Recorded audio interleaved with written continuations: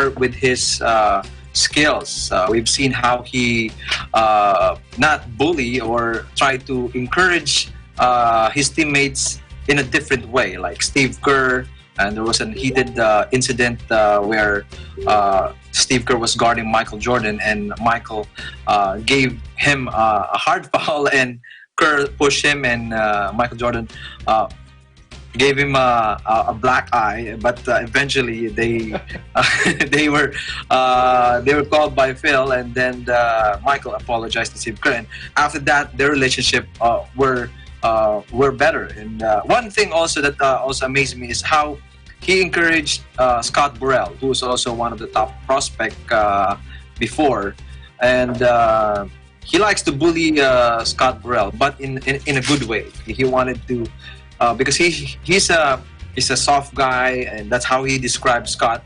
But he wanted Scott to be better, and there was a game where shown in the episode where Scott Burrell did well, and that's because how Michael encouraged his teammates. And I think there's nothing wrong with how Michael Jordan encourage and motivate his teammates to be better in their game. And according to all the interviews by his teammates, I think they felt that they were better because of it. And if not for how Jordan motivate them, they wouldn't be successful at all. I think, and it was really good to see how Michael Jordan is really that competitive, but also he passes it on to his teamites.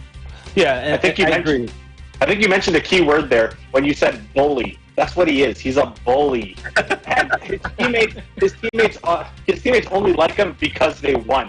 If they went 0-6 in those finals, all of those teammates, their attitudes would have been flipped. He would have been a bully. He would have been, laughed out of the league. Like, just because you win does not give you an excuse to act that way. He's a child. He's a baby. He's petty. And I was saying off the air, this documentary has made me respect him as a player, but hate him as a person. Well, I'm going to have to disagree with that. Jolty saying that he's a child, because, I mean, the main premise of the show is that he's willing to do anything to win at any cost. So, I mean, if people are going to disagree with his leadership skills, I mean, he was 6-0 in the finals. Didn't face any adversity in the finals. Completely dominated and obliterated the finals competition, and it's solely because of the way he led his troops, prepared them for battle. I think that these guys needed it. They admitted that they needed this type of tough love, I guess you can say, and it helped them. Yeah, exactly. That's the sole reason why they won. I think that if his leadership was different, they probably would have lost one of those series. Yeah. I want to say something too, is that I think with toughness, with the lack of toughness, you might get complacent, right? And Zolti was talking about how what if they lost. The problem is not what if. They did win. That's the reason why he acted the way he acted, because he knew that his methods worked, right? Maybe it's in a time, like we said before the show, we talked about a time where media, Twitter, Instagram, Facebook, things like that didn't exist. You had to wait for a news article to come up, right? So I agree with you in the sense that maybe he is not the nicest person, but I don't think that he's an evil person. I don't think he had any ill intentions, because the will to win was great. And when you are the top 1% of the 1%, he's even the 1% of the 1% of the 1%, right? They label him as the top 50, number one player of top 50 greatest of all times, right? And that's always going to be an argument. But you have to have an edge when you are that great. Exactly. And to kind of harp on what Norman was saying as well, I think a bully has evil intent in their heart. Like, they have a deep insecurity inside them when they bully somebody. But come on, MJ does not have any insecurities. He's totally comfortable with his manhood. He was simply just pushing these guys, to heights that they've never been to before. I definitely agree. And as much as we could talk about Michael Jordan, Chicago Bulls, and The Last Dance, we're going to stay on the topic of basketball, but we're going to talk about a phenom from the Philippines that has emerged as an NBA hopeful after declaring via social media that he will join top prospect Jalen Green in the NBA G League Select. Let's go ahead and check that out. Inspires you to get up and start training? It starts off with my family, my dad, because my dad sacrificed everything. He actually coached 2 teams in the Philippines, but he sacrificed that to help me reach my goal and my dream. So I just wake up every morning thinking of my dad, my mom, and 2 of my younger siblings. All of them transferred with me here in America, so I think that's more than enough inspiration for me. And second thing, I still have a big family in my country, and I still have a lot of Filipinos that believe in me. So, yeah. Right now, I really watch a lot of Nikola Jokic, Anthony Davis, Kristaps Porzingis, those guys. I'm just trying to learn from all of the players in the NBA and just trying my best to mix it into one. Anything else you want to say to some of the Filipinos that have been supporting you? I just want to thank every single Filipino that's been supporting me, and I won't let you down. I promise you, I always try my best. And I love you all. So I watched Kai at the Basketball Beyond Borders event this past February in Chicago, and he looked great. Underutilized, in my opinion, as a big in today's NBA and during the camp. But I think it's an opportunity to prove the naysayers wrong on what he can bring to the league as one of the prospects, international prospects. Now, this question is for Mike. Mike, what's your projection on Kai's success? Do you think this could be the return of a pure big man in Kai? Well, first and foremost, I mean, this kid can ball. I mean, all the highlights that I've seen, all the games that I had the pleasure to watch, I mean, this kid has grown. I've seen it the past 2 years. If I could share some stats with you guys, in 2018, averaged 17 points, 13 rebounds. The next year, 25 points, 14 rebounds. So as you can see, his game is definitely progressing every year. He was the MVP of the King Invitational, which was this past season, averaging 27 points, 10.5 rebounds, 4 blocks. So, I mean, this kid has basketball in his blood. I mean, the bloodline is thick because his dad played professional as well in the Philippines. A lot of the NBA scouts are saying he's a poor man, Kristaps Porzingis, who plays for the Dallas Mavericks right now in the NBA. But I see him more as a Chris Bosh type of player. I mean, he can pull up from 3.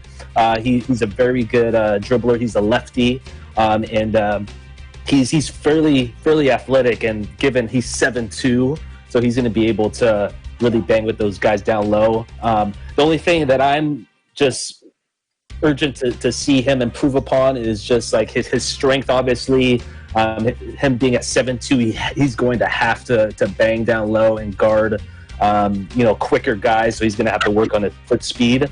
But to answer your question, Aljamin, I think he's basically a lock for the first round. I mean, to ignore a guy this tall and this skilled at this young of an age, only 16 years old, with this type of skill set, I mean, no doubt in my mind he's going to go at least top 10 in 2021. That's the one thing you kind of touched on a little bit. That's the one thing I had an issue with was his size.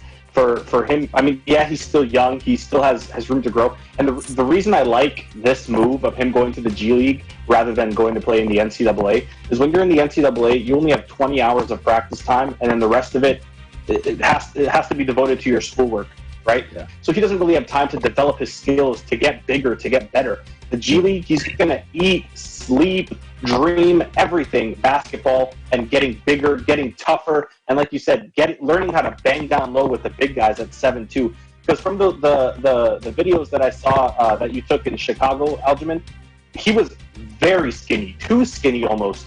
So he's definitely going to have the time in the G League to work out, get bigger, maybe like Jordan, put on an extra 20 pounds, of pure muscle. Yeah, I think that he needs that. In order to be 7'2" in the NBA today, like, you're going to get tossed around. And I know, Ben, I'm sure the Philippines are super excited about Kai's decision to make his NBA debut through the G League. Yeah, definitely. What are the reactions in the Philippines? Well, it was mixed reactions from different sides. There are those who think he he needs to be better before going to the G League, by going to the college basketball. But for some, they think that it's better to go right away to the NBA G League program rather than spending some years in college basketball. And we can see that how some NBA executive like Sharif Abdurrahim considered Kai Sotto as a top prospect, and even sign him to play in the NBA G League for the season. Let's look into this program. It gives top young prospects a chance to begin their professional careers while receiving mentorship and life skills training. At the same time, for Kai, this will give him the opportunity to accelerate his on-court development as he learns NBA-style basketball. Ever since we've seen Kai Sotto played in the in grade school to high school, even represented the country in the under 16 and under 18 FIBA tournaments.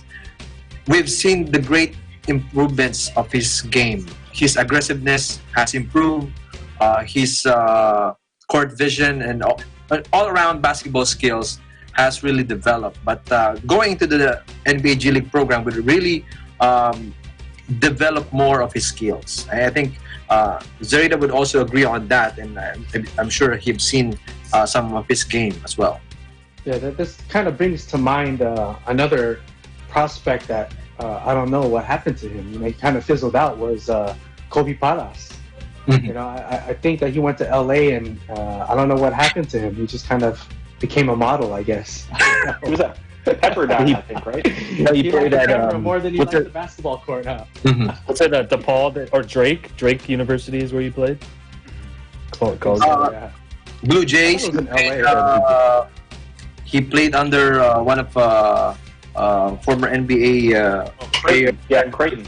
Yeah, Creighton. That's what it was. Yeah, same as Kyle Cover School. But yeah, just to kind of continue on with this conversation, I think what if we all notice in the highlights as well is like how much smaller the players are that he's playing against, and these are a bunch of guys that are probably already been D1 prospects. So for him to go straight to the G League, I'm sure it's going to be a huge culture shock for him.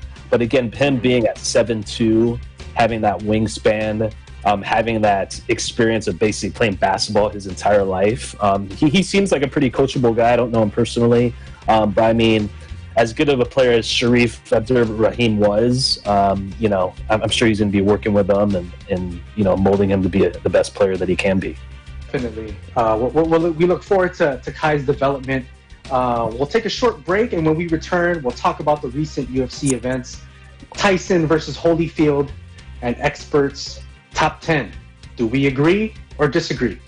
EBC Sports International. We'll be back in a moment.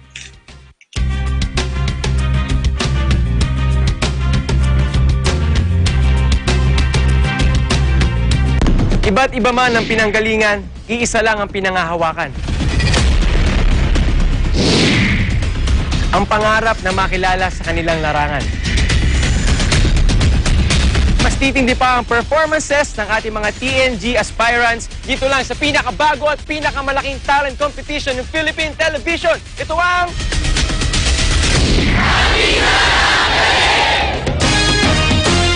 This program is presented by SMC Infrastructure, building a better world. Vet-approved Nutrichunks, the only premium dog food with active boost for optimum energy and probiotics that help strengthen immunity.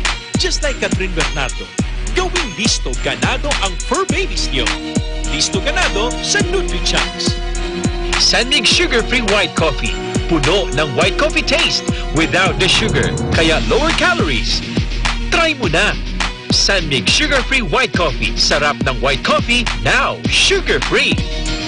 Magnolia Chicken Templados. Delicious, ready to cook and freshly marinated daily. Pure Foods Luncheon Meat. Pure sarap for every family. Star Chunky Cheese Corned Beef. Ang cheesy ng corned beef mo. Walang duda. Kids can tell na #1 ang Pure Foods Tender Juicy. Ang tender, ang juicy, ang sarap.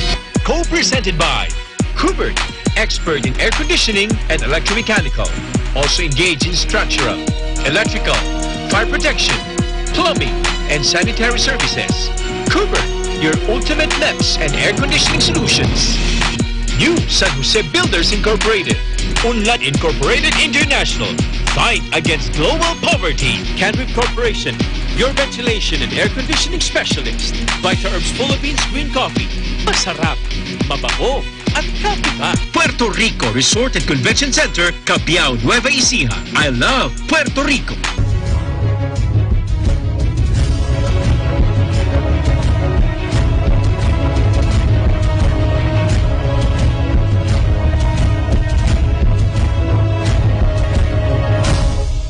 In participation with elastomeric waterproofing paint, colorful protection for your home. Matimco. Matimco is wood. Wood is Matimco. Our Square Variables Incorporated, your trusted UPS supplier and UPS maintenance provider in Luzon, Visayas, and Mindanao. CompuZell Computer Services, ID card and lanyard manufacturer. Saisho International Trading Corporation. DN Steel. EMAT UPVC Roof Corporation. Listo at ganado ang baby ko sa vet-approved Nutri-Chunks with active boost and prebiotics na pampalisto. Made with real meat, with essential nutrients to help them grow healthy and happy. Listo, ganado sa Nutri-Chunks. To date, SMC infrastructure remains at the forefront of Boracay Airport's modernization. The current and long-term developments include the construction of an international airport passenger terminal and the extension of the existing runway to better serve bigger aircrafts, providing tourists with world-class access to this slice of paradise.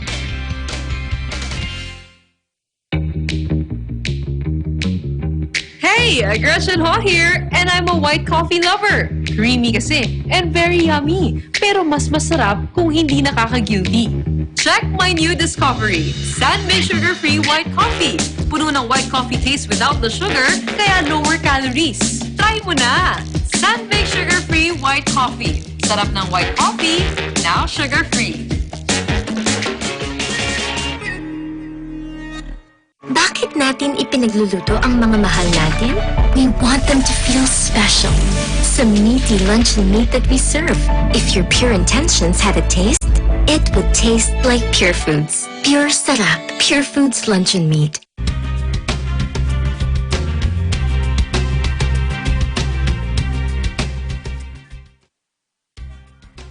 Welcome back to EBC Sports International. I'm Aljamain Santos, broadcasting from Las Vegas, Nevada. Thanks for staying with us. Now let's get back to our discussion.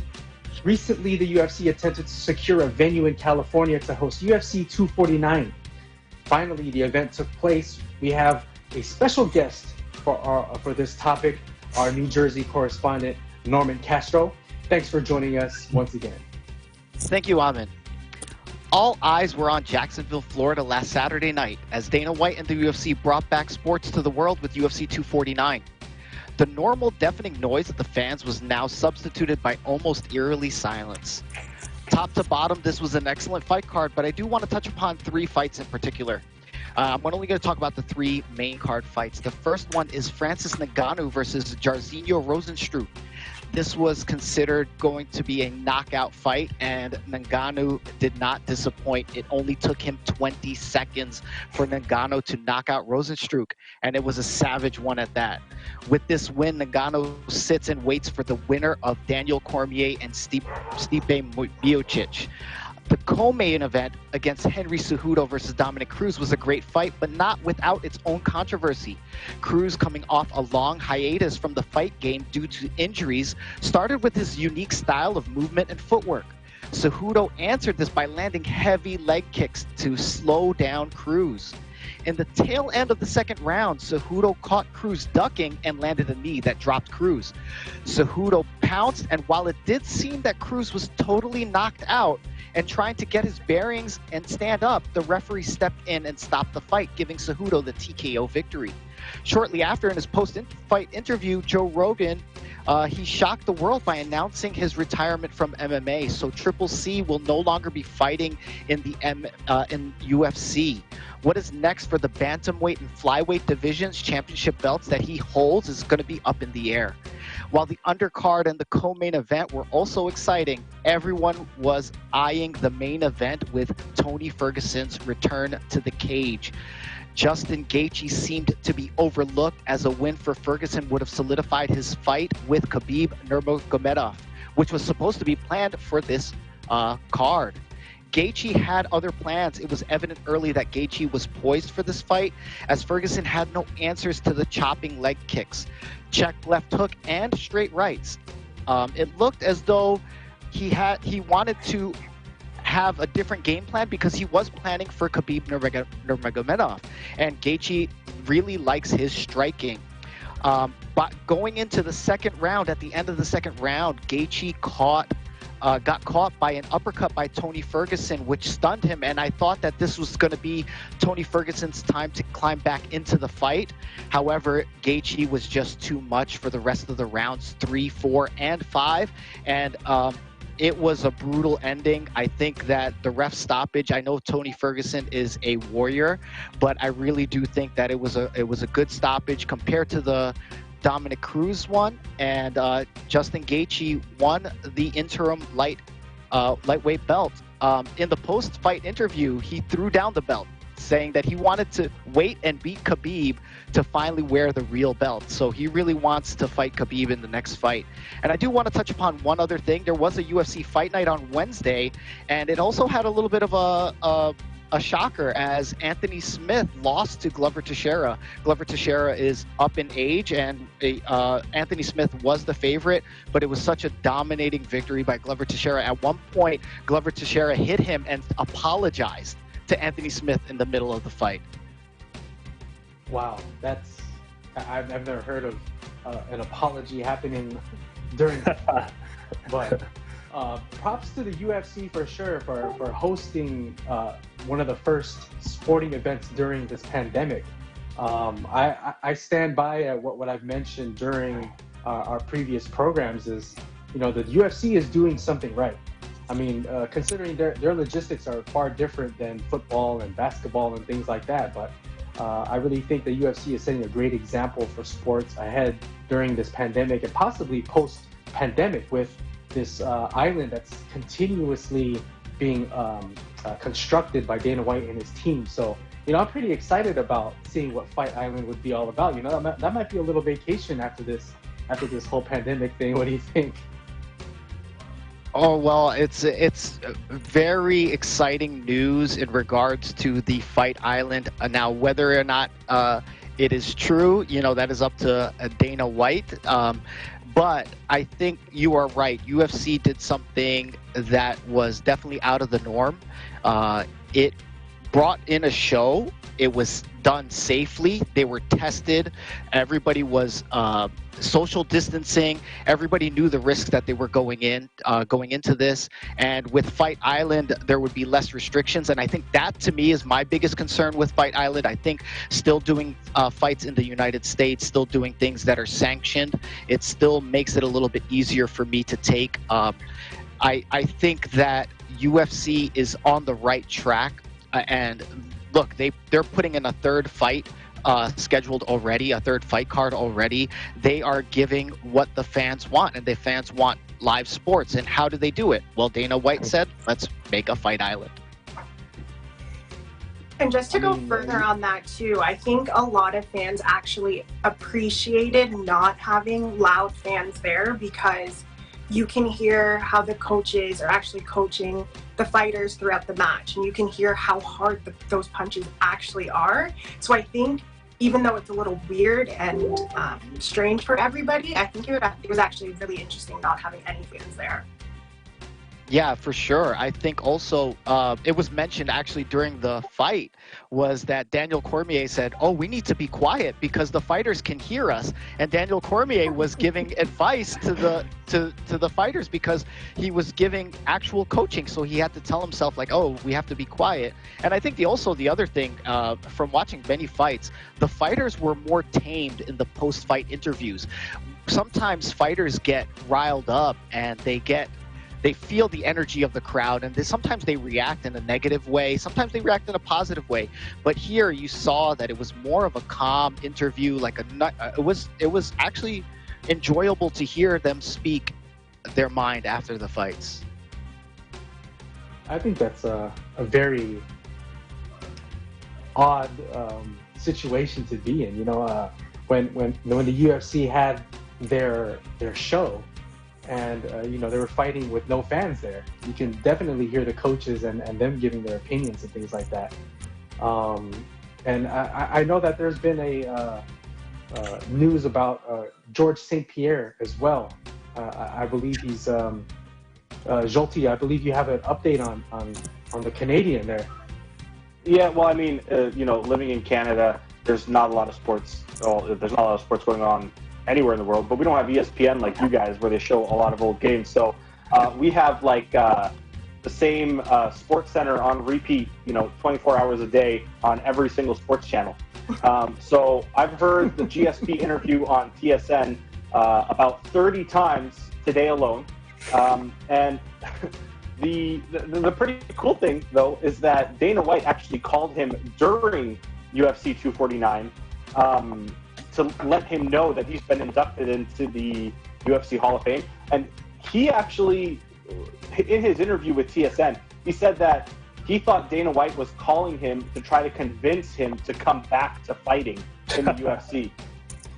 But the call was just to tell him he was, being inducted to the Hall of Fame, which is, I mean, in my opinion, at his age, which it's even better than trying to be convinced to come back to fight. Yeah, that's a little anticlimactic there. Just hey, by the way, you're now in the Hall of Fame. Oh, okay. Well, thanks. Well, thanks. Yeah. You're fighting next week, by the way. Yeah, right, exactly. I feel like that's something that Dana White would really do, just for the sake of it. So the UFC continues to be the leader in sports in regards to making a comeback post-pandemic or during the pandemic. Let's hope that they continue to be as successful as they have been. Our next topic can be considered a blast from the past. We've seen videos circulating on social media, Mike Tyson's social media, Evander Holyfield, and you can see them hitting the pads there, And if you guys have seen what I've seen, they do not look like they have aged at all. You can see Mike Tyson still with his speed and power, rocking the short shorts still, and Evander Holyfield as well. He got the power. He has the power still. They both do. But the real big question is, what's it all for? Are we seeing a Mike Tyson, Evander Holyfield blast from the past remake here? I mean, this question's for Norm. Norm is our fight guy here. Is that something that you would pay to watch? Is it worth watching Mike Tyson and Evander Holyfield again? I think anything Mike Tyson is definitely worth the money, even at this age. One of the biggest things that's been floating around actually is him doing exhibition fights. So if it does come to fruition, this fight, I don't think it's going to be a 10-rounder. I don't think it's going to be for a belt. Although looking at him hit the pads, I can tell you there's a bunch of 26 to 29-year-old up-and-comers that do not want any piece of that power. Evander Holyfield, I think, is an intriguing matchup just because even the first two fights, stylistically, Evander Holyfield had the game plan. Right, and I think that frustrated Mike Tyson. I think also he talks about his mentality at that time, Mike Tyson, and I think he's in a better place mentally now. I think that he is more cerebral compared to brutal as he was back in the day. And I think it would definitely, 100%, I would pay for that fight. Oh yeah. I mean, if you saw these two fight back in the day, Zarita, If you saw these two go at it, oh my gosh, you'd be like, "What is going on?" But Zarita, you do know what happened though in the second I fight, do. right? I don't want to reveal it. I want to see if she actually knows what happened. What made this fight famous? How old was I? I was 5 or 6 when they last fought, and I know what happened, and that's why something like this would be interesting to watch, especially for my generation. But these guys, they're old, and they're gonna do punches like this. Like, I just don't. As interesting as it would be, I'm just watching that clip. As interesting as it would be, is it medically safe to take punches at that age, at that level? Like, and also, they're too far gone. Who cares? You said the O word. You said the O word. You can't say the O word. I did. But it's just, is it safe to take punches at that age, at that power, like Norm was saying? And also, why, like, what is it going to do for your legacy if you end this fight and you're literally broken? Like, why not end on a high? That's my only thing is, if it's safe medically, then by all means, especially now, people would love that. But at what are you risking to do it, right? Well, I'd like to say something about the safety of it. They've been risking their lives about boxing for years. So 50, taking 10 years off. Now, I understand the risk reward of doing an exhibition fight and getting hit from that power. One of the biggest things that is mentioned is whether or not it's going to be sanctioned. What that really means is whether or not they're going to have an opportunity to do HGH or hormone therapy, because you see people like Vitor Belfort in the UFC do skyrocket at a late age due to this hormone therapy. And if it's not sanctioned and they're not going to get drug tested, there's ways to recover the body, I think, in a way where they can get top performance and as well as be ready to fight and be ready to accept that damage. And I agree with you, it's very dangerous. I don't think that it's going to be a 10-round fight. I think it's going to end within the first 2 rounds, but I think that there's medical improvements in what we've done over the last speaking of age, years. Grida brought up age. Tyson is 53 years old and Holyfield is 57.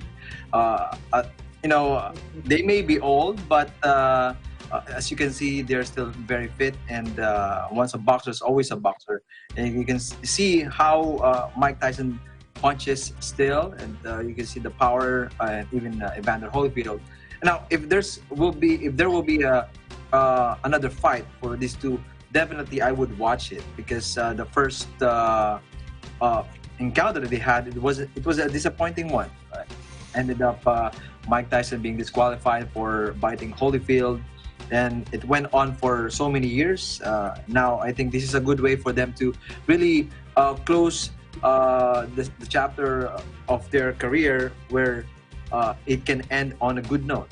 And I guess their fight will be for a good cause, and it's for a charity. And this will really give Mike Tyson a good image in not only in boxing, but as a person. I think this will be a great one for both boxers who are future Hall of Famers. Yeah, from everything I've read, it's only going to be a 4-round fight for charity, non-sanctioned. So I mean, they can take whatever they want to recover it. It won't be a huge issue. And if we're talking about age, isn't Manny Pacquiao like 60? Come on, man. He could be. He could be. I don't know. You can't tell with us Filipinos, man. We could be 20, we could be 60. Who knows? I mean, my next question is, what round do you think it's gonna happen? Do you think they're gonna go for a knockout, or are they gonna go for the full 4 rounds if it's just for charity? What do you think? I think Tyson's gonna bite off his other ear and Yes. sucker punch him in the second round. That's my prediction. Finish it off, huh? Finish it off. That's funny. All right, we'll take a short break, and when we return, top 10 basketball players of all time. Do you agree or disagree? Stay with us, EBC Sports International. We'll be back in a moment.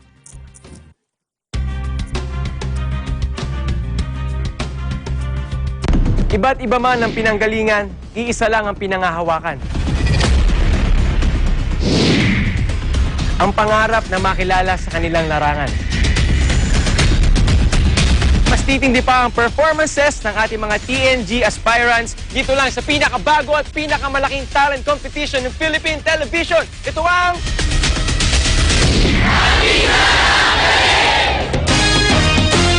This program is presented by SMC Infrastructure, building a better world. Vet-approved NutriChunks, the only premium dog food with active boost for optimum energy and probiotics that help strengthen immunity. Just like Catherine Bernardo, gawing listo ganado ang fur babies niyo. Listo ganado sa NutriChunks. Sanmig sugar-free white coffee. Puno ng white coffee taste without the sugar, kaya lower calories. Try mo na.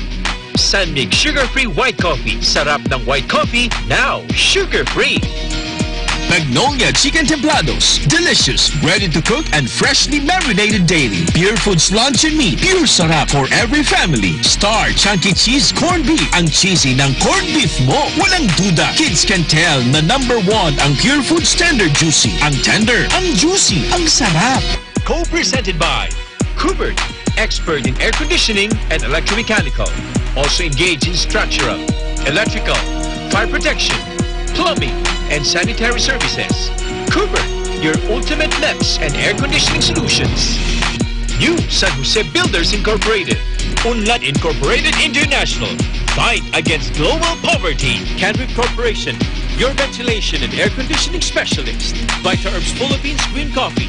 Masarap, mabango, at healthy pa. Puerto Rico Resort and Convention Center, Cabiao, Nueva Ecija. I love Puerto Rico.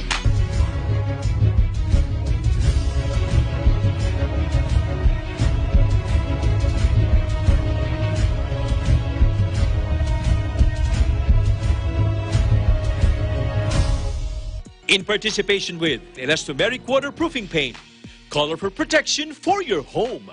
Matimco. Matimco is wood. Wood is Matimco.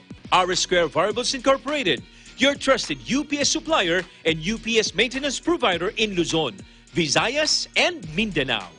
CompuZell Computer Services, ID card and lanyard manufacturer. Saisho International Trading Corporation. DN Steel. EMAC UPVC Roof Corporation.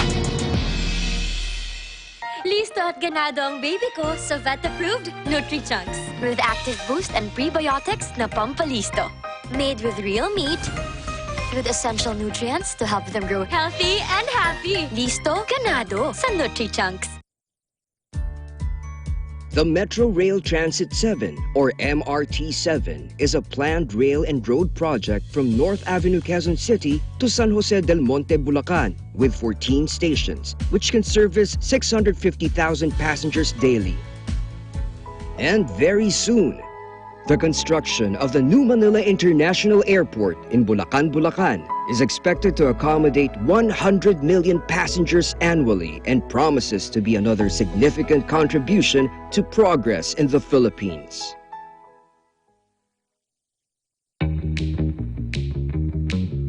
Hey, Gretchen Ho here, and I'm a white coffee lover. Creamy kasi, and very yummy. Pero mas masarap kung hindi nakaka-guilty. Check my new discovery, San-Made Sugar-Free White Coffee. Puno ng white coffee taste without the sugar, kaya lower calories. Try mo na! San-Made Sugar-Free White Coffee. Sarap ng white coffee, now sugar-free.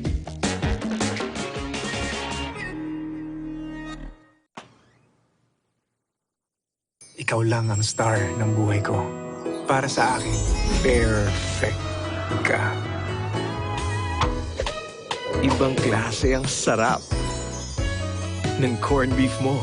Ang cheesy ng corned beef mo. Pag Star Chunky Cheese Corned Beef, sarap ng corned beef, inangat pa ng real cheese cubes. Kaya perfect ang sarap. Star Chunky Cheese Corned Beef.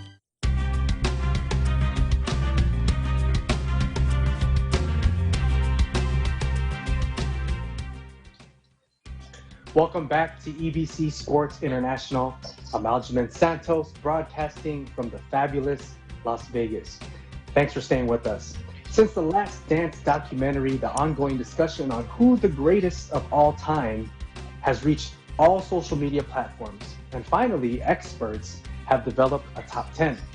Let's take a look at this top 10. At number 1, we have Michael Jordan. Number 2, LeBron James. Number 3, Kareem Abdul-Jabbar. Number 4, Bill Russell. Number 5, Magic Johnson. Number 6, Wilt Chamberlain. Number 7, Larry Bird. Number 8, Tim Duncan. Number 9, Kobe Bryant. And number 10, Shaquille O'Neal. Now, Ben, do you agree with these experts?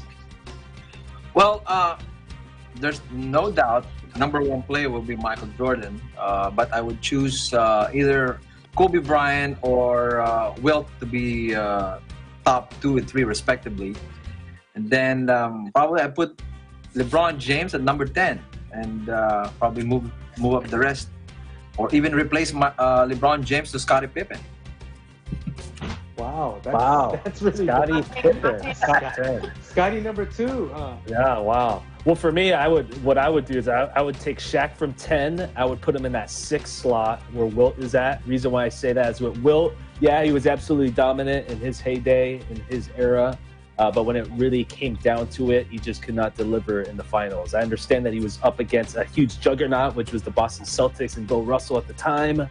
But for my criteria, championships do matter a lot. And with Shaquille O'Neal in that 3-year span from 2000 to 2002, the greatest offensive player I have ever seen in my entire life. Absolutely dominated down low, dunked on basically everybody, and that Laker team alone just basically swept through the entire playoffs, especially that 2001 season where they only lost once in the whole postseason. For me, I'm flipping LeBron James and Michael Jordan. LeBron is still number 1 in my heart. God. Come on. Yes, Jordan has gone to 6 finals and won all 6. LeBron's been to 9. He's won 3. Do you know how difficult it is just to get to 9 finals? And that doesn't even matter. Not really. With the East, with the East, it wasn't that hard. It doesn't matter. It's okay. Jordan played in the East. Yeah, so what? East. Yeah, that's when the East was the top conference. But it doesn't even matter because LeBron's going to win one this year with the Lakers. If Ken was here this week, he'd agree with me on that point. And then in a couple of years, he's going up north to the Bay, and there's going to be a new big 3 in gold. He's going to win 2 more. If So it doesn't even matter. Goes to the Golden State Warriors. If he goes to the Warriors, I'm not watching the NBA. That's too much. That's an overkill. The closest one I would change that we can get a Raptor up on that list, I'd probably take out Tim Duncan and change to Hakeem Olajuwon, and I'd move Kobe up to my top 5. But that's the closest a Raptor will ever get to being even considered top 5 player. I mean top 10. Sorry, top 10. I think Larry Bird, I would probably move him up ahead of Wilt Chamberlain. I would move him in front of them. I would put Shaq up there in the top 5 for sure. Maybe I'll move down Kareem down to number 6. But I think Kobe should. I mean, I've said in previous shows that Kobe is probably like my top 3 up there. I think Michael Jordan is still number 1. I think he will be for many years to come because of the way he led his team, his style, his playing style, and it was just pretty much automatic.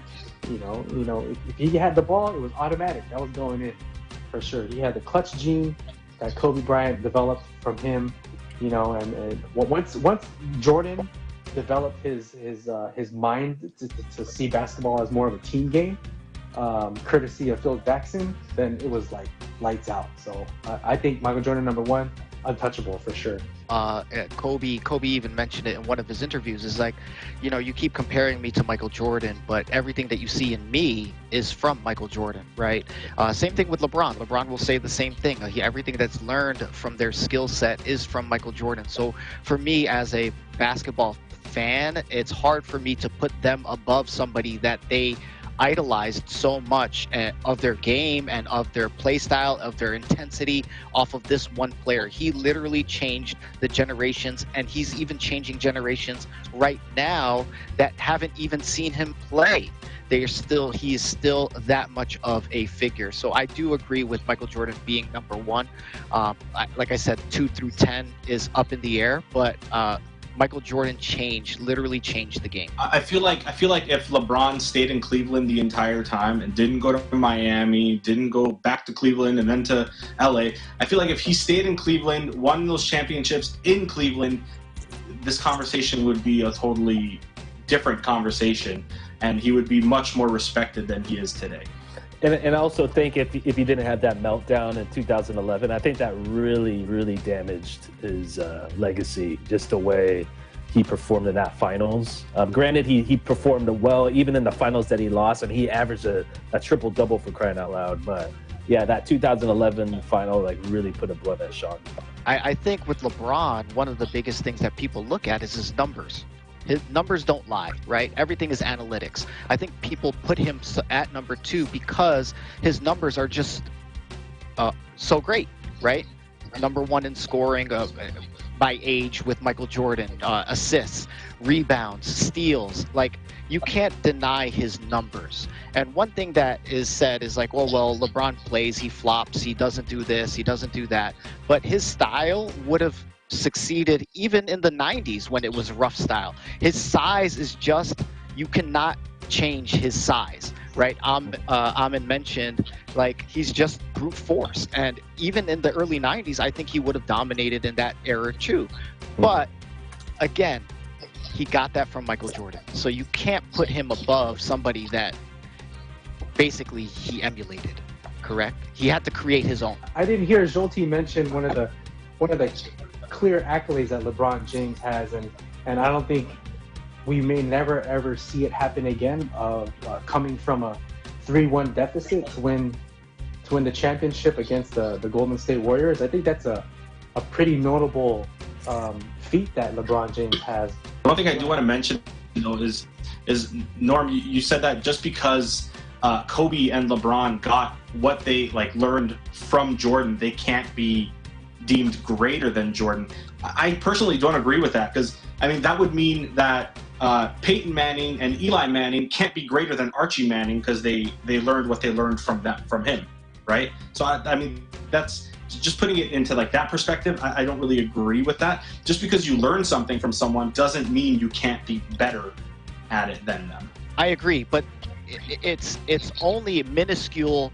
If you look at the analytics, again, we go back to why LeBron, I think, is put on as number 2 was the analytics, right? The points, scores, everything like that. If you compare apples to apples and do everything like that, they're only a little bit better. When I talk about they need to be above and beyond. In UFC, you have to beat the champion. When you talk about boxing, you have to beat the champion. You can't let it go to the scorecards. You can't let it go to that. So if you compare scorecards to scorecards, then I'm going to always go with the champion. I'm always going to go with Jordan. And if Jordan has 6 rings, LeBron only has 3. We're not talking about hypotheticals. We're talking about what is a reality. I think that's still, and I agree with you, I don't think that it is a fair assessment to say, oh, well, the champion can't be superseded by somebody that follows. I'm not saying that. I agree with what you're saying in that regards. But I do think that it needs to be leaps and bounds above where they are in order for me to say, oh, well, yes, to be definitive. Because if you're just here, if you're at 32 points and Jordan is at 29 points, they fouled a lot harder back then. And they didn't go to the line as much as they do now. So I would have a lot lower in score too. Yes, 100%. Way more. Way lower. And also, just to add on that too, I know it's about them as players, but off the court too, there's just this aura about Jordan that LeBron, I don't think, will ever reach. And he has a brand that's recognized all throughout the world. Kids even younger than myself know Jordan because of the brand that he created, and it's an entire Jordan culture. So I think as great as LeBron is, there's just something about Jordan and his brand and who he is that just can't be touched by anybody else. I would compare him in the golf game is Tiger Woods. There's just never going to be another Tiger Woods persona, another electrifying identity in basketball as much as Michael Jordan. Tiger Woods has that same aura. When Tiger Woods was injured, the attendance dropped, the money dropped, everything dropped. As soon as Tiger Woods came back, even if he wasn't the number one and he was just coming back from injury, there was crowds on crowds just to see him. And I think that Michael Jordan is that person for basketball. And I think that's the main reason. Do I think that Kobe and LeBron were in that same type of fame? Definitely. But like May said, it's just something about Jordan. It definitely comes down to the intangibles and, what the kind of influence they have over their teammates, their team, their fans, the league as a whole, globally. I think it's definitely something that's going to be talked about for many, many, many years and generations to come. Those comparisons will never end. Once we get to that point where LeBron has as many rings as Michael Jordan, then I'm sure we'll bring that topic back up again. Before we end our show, I want to take this time to give a big shout out to all of our frontliners right now that are out there battling a global pandemic. Cheers and hats off to all of you. And a big shout out also to my brother who just found out he's having a baby girl. I'm going to have a niece, so I'm pretty excited about that. And I'll give it to you guys. If you guys have anybody you want to recognize and give a shout out to, go ahead and by all means.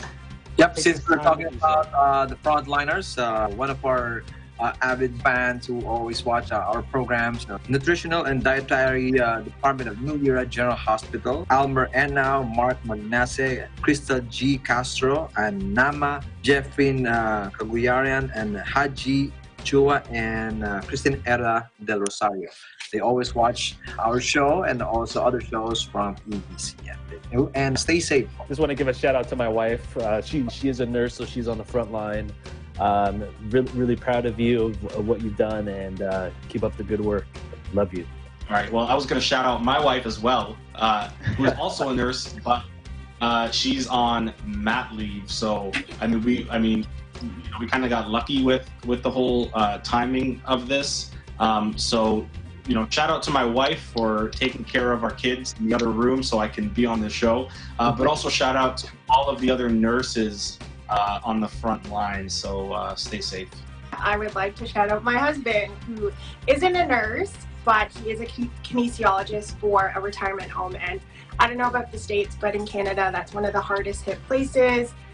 So he goes into work with, a smile on his face, trying to distract his residents. So I know he works really hard. So Albert, I know you're watching this, so thank you for all you do and for putting up with me. To give a shout out, I know we give a lot to the front line, but I do want to give a shout out to the school teachers out there that are still teaching right now. I am myself a school teacher. We're still working, and it's a struggle. But to the students, keep learning. I know these times are tough, but no one can take away your intelligence. So even if it's a YouTube channel, whatever it is that you're learning, keep learning. And I want to give a shout out to my cousin. It was her birthday this past week. Allison, happy birthday to you. Awesome. And before my wife gets mad at me, I'll give a shout out to my wife who is also working. I love you so much. I didn't forget you. But that's all we have Good call. This edition of EBC Sports International. And on behalf of everyone on our panel, thank you once again for joining us. And be sure to tune in next week. Make sure to visit our websites at eaglenews.net and eaglenewslive.com. Like us on Facebook and follow us on Twitter at twitter.com/EagleNewsPH. Share your thoughts and comment. Thanks for watching. I am Aljamain Santos. We live in interesting times.